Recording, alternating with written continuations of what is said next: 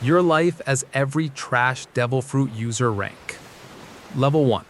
The accidental consumer.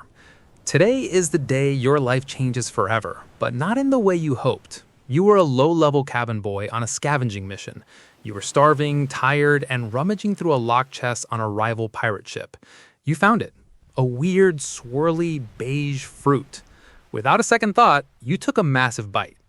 It was the single worst decision of your life. It tasted like a rotten fish had died inside a dirty gym sock that had been soaked in swamp water. You gag, you choke, but the deed is done. Congratulations, you are now a devil fruit user. Your crew gathers around on the deck, eyes wide with genuine anticipation. Your captain, a man with a 10 million berry bounty and a temper like a triggered landmine, looks at you with newfound respect. He thinks he's just inherited a secret weapon. "Show us," he bellows, his voice echoing across the waves. "Are you a Zoan? Can you turn into a leopard and shred our enemies? Are you a Logia? Can you turn into fire and burn the Marines to a crisp?" You concentrate. You strain until your veins bulge in your forehead. You let out a primal, guttural scream that startles the seagulls. And then, your skin turns a very slightly different shade of beige.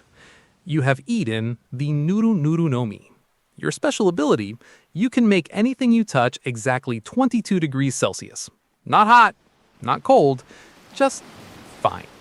The silence on the deck is deafening. A seagull actually poops on the railing next to you as if to punctuate the disappointment. Your captain stares at your beige hands for a long minute, lets out a sigh that sounds like a balloon deflating, and closes the treasure chest. "Go back to peeling potatoes, kid," he nutters. You are now a hammer who can't swim, and your only contribution to the pirate life is ensuring the captain's coffee isn't too hot to drink immediately. You've traded your soul for a built-in beverage cooler that only works halfway. Level 2. The scrappy underdog. You've spent 3 years on the Grand Line, and honestly, it's a miracle you aren't dead.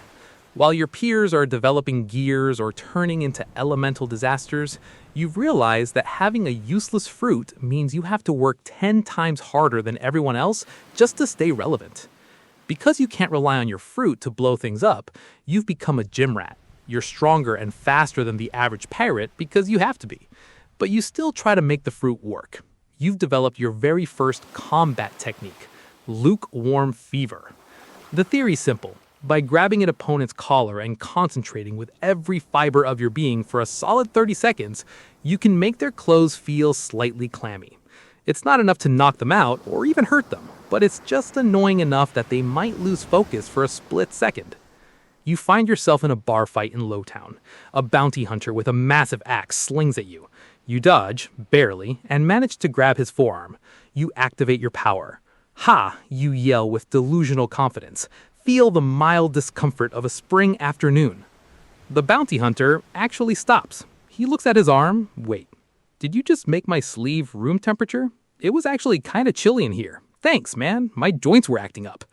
Then he hits you with the blunt end of his axe, sending you crashing through a stained glass window.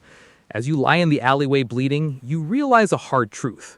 Utility does not equal attack power. You're the most comfortable person in the room, but you're still the one getting punched. Level 3. The gimmick specialist. Word of your unique talent has spread, and you've been recruited by a mid-tier pirate crew in the New World. Why?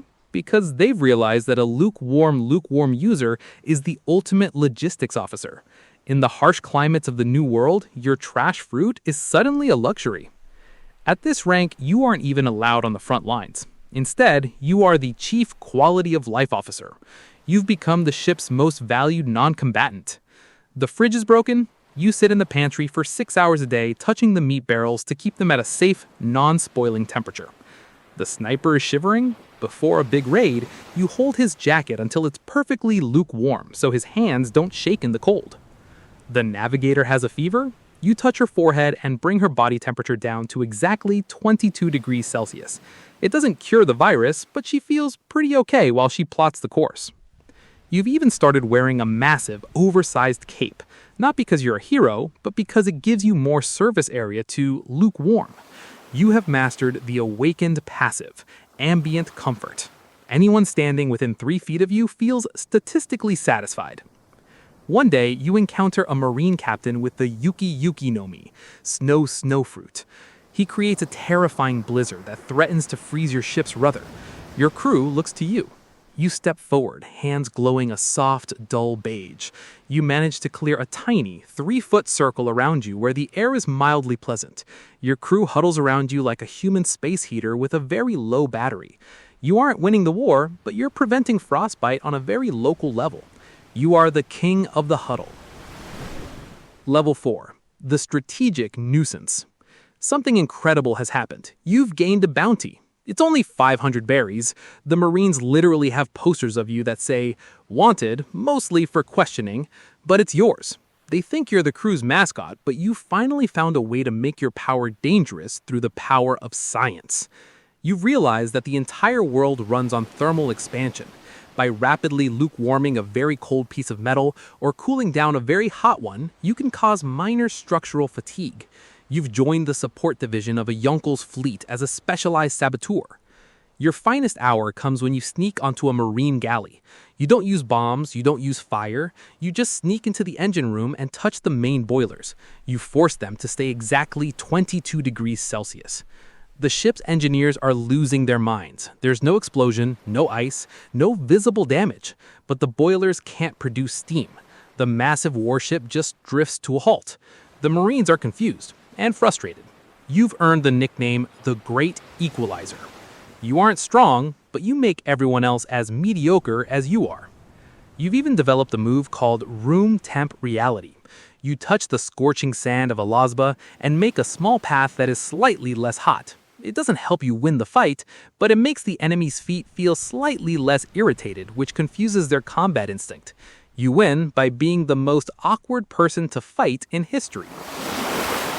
Level 5. The Master of Mediocrity. You are now a legend among the trash fruit community. You realize that the strongest fighters in the world rely on extreme temperatures to dominate. Akainu is too hot, Aokiji is too cold. You are the only person in the world who occupies the golden middle.